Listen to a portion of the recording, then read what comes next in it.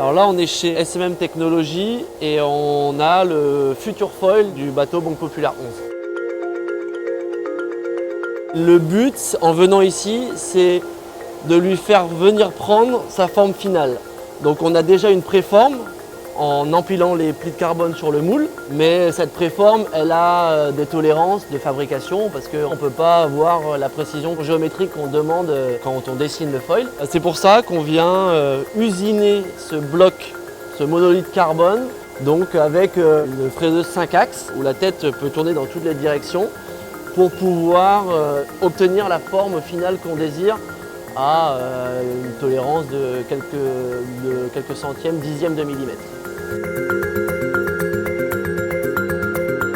Travailler le carbone, ça s'appréhende différemment que le polystyrène ou des matériaux plus tendres, mais avec les bons outils, ça se travaille très bien.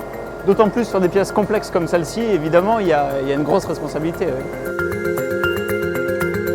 On pourrait le faire à la main, mais ça prendrait énormément de temps. On ne le fait pas à la main parce que la tolérance de fabrication, ça peut être 1 mm, 2 mm, peut-être 5 mm par endroit. Donc aller meuler 5 mm de carbone à la main sur 7 ou 8 mètres de long, ça fait quand même beaucoup. Finalement aussi, ce qui est très compliqué à la main, c'est que le foil, il a des courbures, vous pouvez voir, il a des courbures un peu dans tous les sens. Alors là, on est dans le coude.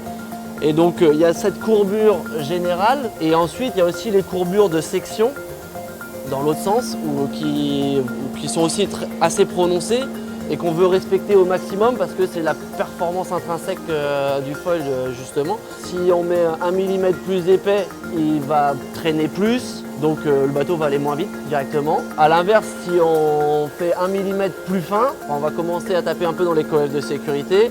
Et donc on est moins sûr de l'intégrité du foil. Donc ce qu'on veut, c'est coller à notre géométrie 3D le plus fidèlement possible.